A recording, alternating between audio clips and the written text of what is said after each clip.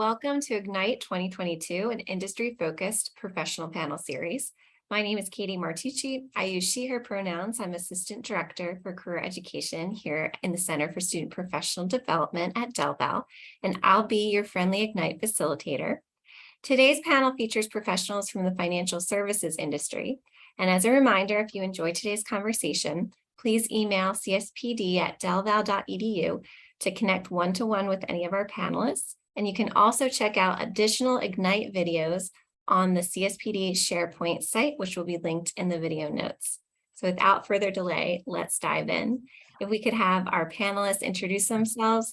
On my screen, David and then Kelly, and we can kind of keep that order for the rest of the panel. That'd be great. So please, David, go ahead and introduce yourselves. Hi, everybody. My name is David Gambino. Brief introduction about myself. I graduated from DelVal in 2019 with a bachelor's in sustainable agriculture, and I followed this degree up with an MBA in 2020, and that was in general business. Thanks, and go ahead, Kelly, if you want to introduce yourself. Oh, great. Sorry. My name is Kelly Galardia. I am actually a graduate of LaSalle University way back in 2005. And I am the owner of my own CPA firm. It's Kelly Galardia CPA. Thank you so much. So one of the questions that we like to start with this panel series is, how and when did you learn about your current career choice and the industry that you're in? Because we know folks don't always go straight, have a straight line, point A to point B. Their path can look all different ways. So just, David, if you want to kick us off, start with, how did you first learn about your current career choice? Yeah, so it began towards the end of my college career. I was at the DelVal career fair, and I actually had connected with some representatives from Mid-Atlantic Farm Credit, which is a farm credit institution serving clients in Pennsylvania, Maryland, Delaware, West Virginia. And then that had led to some more research with Farm Credit East, which is the institution I work for now. And that kind of gauged my interest into the financial service industry with more ag-specific focus. My turn, Catherine? Okay. I was an accounting major, undergraduate, and also an English major. I did have dual majors, but I first learned of the career of an accountant as a kid, actually. So I grew up with a single mom as the sole earner and contributor in my household, and her very good friend, who was also a single mom in the neighborhood, was also the owner of the nicest house in the neighborhood. And she was a CPA. And I remember my mom saying very often that, her name was Roberta, her friend, and how Roberta had such a great job and a great career. And that's how I kind of heard about a person being a certified public accountant. And then I went into college as an undecided business major, really because I just did not know at all what I wanted to do. And I took my first accounting course as a business major, Accounting 101, and I found it to be fun. And I really enjoyed it. And my peers, I think, found it to be more challenging, and it kind of clicked and made sense for me. And I just went on from there. I love the contrast there because, David, it's something that you sort of found a little bit later, and Kelly, it's something that you had sort of always in the background and were aware of. So thank you. So our next question is, how has your career differed or stayed the same from what you imagined it would be when you first started? And I know you both kind of touched on this a little bit, but dive into that a little bit for us. So my career path was first imagined, it was more of a science. It revolved more around a science background and doing research and also doing production agriculture. So that's how it first started off, and then gradually evolved. I met the representatives from Mid-Atlantic Farm Credit at the career fair. I also took a class in horticultural marketing at DelVal, which really opened my eyes into a different side of the industry that showed the entrepreneurship and the creativity behind ag businesses. So that's how my path has kind of evolved and changed. I then took a job with Shady Brook Farm as an events manager. So that was more in the business realm of ag, and that was very, very interesting. I learned how to manage seasonal staff and just be a part of the local community. That really was a big part of it. And then that's further transitioned to my current role, which is a business analyst at Farm Credit East. So even more on the financial service side, working with agricultural producers and those in the timber industry and the aquaculture industry. So it's transitioned from, like I said, more of a science background and production background into agri-tainment and now financial services. And who knows what's next, right? Kelly, go ahead.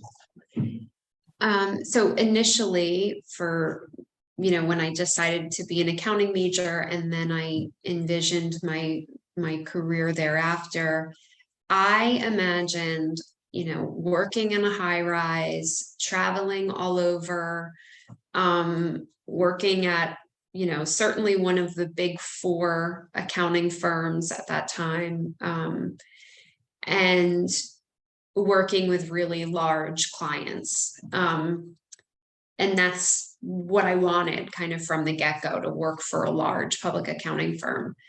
And it is not that way at all right now. And I wound up, I did work for a larger firm when I started, and I had a great experience there. I learned a ton of, about, I was tax focused then and am now, and learned a ton about a variety of clients and a variety of industries. However, my firm, I left that firm and went to a smaller firm, and then I left that firm and went to an even smaller firm. And now I have, I'm a entrepreneur.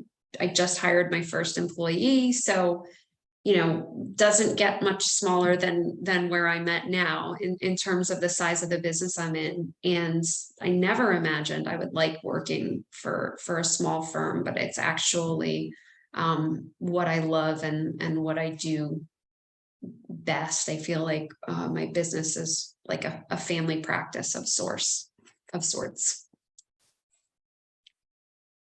Yeah, I think that happens a lot for folks as their career kind of continues on. It's like you figure out each step of the way what you liked, but also importantly, maybe what you didn't like. And like there's this like grain of truth under it all, but you kind of chip away until you really find your fit. And that fit can change over time. So what was really great at one point in life can change and become, a step in the background. Totally. So can you next, and David, if you can go, share an example of a professional obstacle that you faced and how you overcame it. So I use the word obstacle, but challenge, some folks refer to it as a failure. I really want students to understand, like, let's normalize this. As professionals, we all make mistakes. We all encounter hurdles and have to figure out how to get past them. So if you could share one from your background, that'd be great. So this was early on in my management career. I had a very difficult time connecting with someone who I was working closely with in the workplace, and it led to a lot of miscommunication and confusion. And it kind of just came to a point where I realized I needed to come to the root of the whatever issue there was, right? And after some advice with some other managers, they recommended what's called a one-on-one meeting. Very simple concept, but very powerful. It gives someone the opportunity to connect with someone on a personal basis in the work environment. So I was able to have that one-on-one meeting, and we came to the realization of just some personal problems that they were having, and that was good because before that I wasn't aware of it. So we came up with an action plan, and we were able to move on from there and continue to grow so that we could be successful with what we're doing. So that was an obstacle for me early on as a manager, and I was able to overcome it with that one-on-one meeting. Yeah, thank you. I think students can probably really relate to that example too, even just, with their student hat on. And it's good for them, I hope, to hear that, yeah, communication is always going to be an ongoing potential challenge, not just with a group project that you might have, but it can, that can happen in the workplace too, and it's okay. But yeah, working on that communication and trying to connect human to human. Thank you. Yeah, I love how you mentioned, Catherine, kind of normalizing the challenges and obstacles.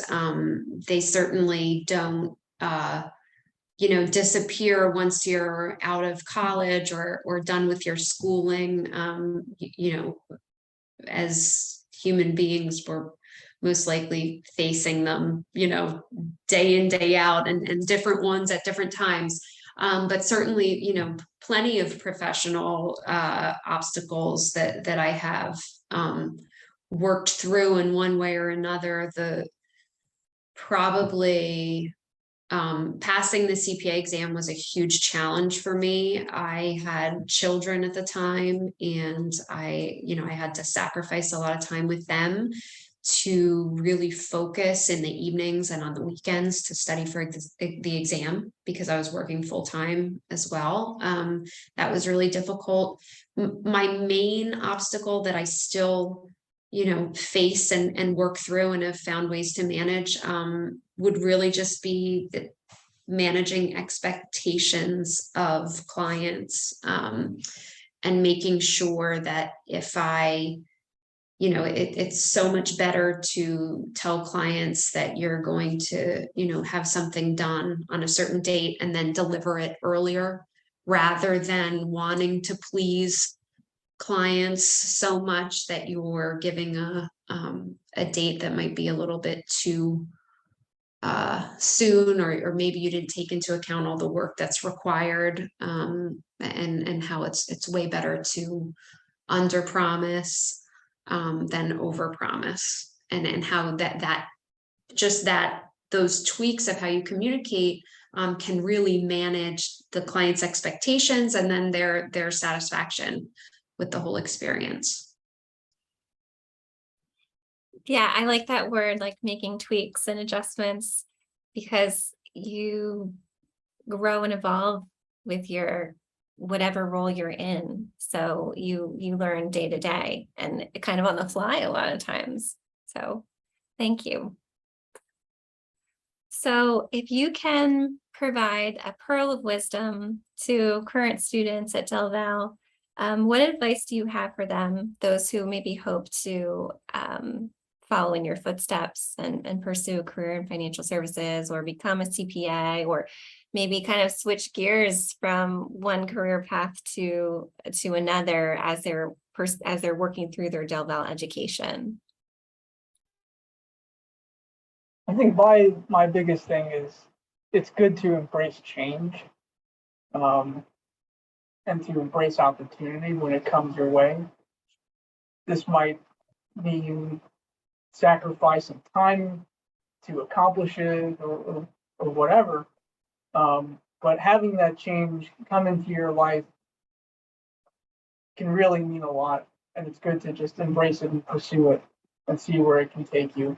It might make you feel uncomfortable, but a little chaos can be a good thing.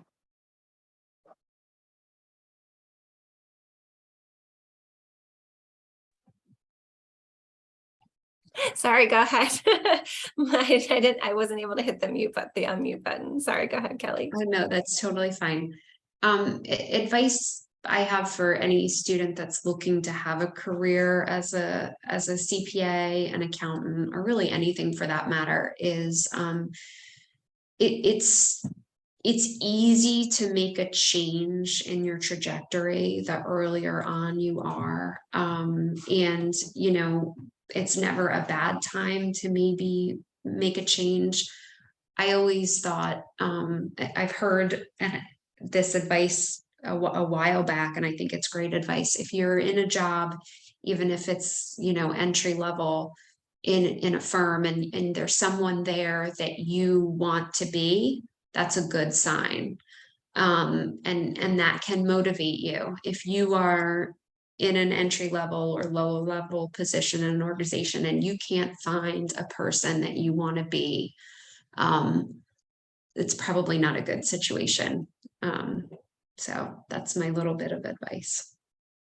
I've never heard that one before, and I think I might have to steal it. I will definitely attribute it to you, though. I love that. Yeah, that's really powerful. And so often, you know, if we can't see what I'm trying to say, if we can't see it, we don't know if we can be it. So if you're not seeing it, like, right, try and move on and see if you can see it somewhere else. Like, see it somewhere else. Somewhere else. Yeah. For me, that's so much the Roberta in my life, right? This the single mom. That's what I saw as a successful woman in my small community, and that's, you know, what I hoped to become, I guess, somewhere. So it's interesting. Yeah, I think that's fascinating too. And I don't know if you got to have any sort of like mentorship with her, but again, just being able to see someone who you would want to, who you admire, and how they live, you know, how they live their life, how they pursue their career. Yeah. Well, that was so I think helpful and inspiring for our students to just hear two really different stories. Thank you for opening up and sharing a little bit about, you know, your path so far and where you're at today. I really appreciate your time, both of you.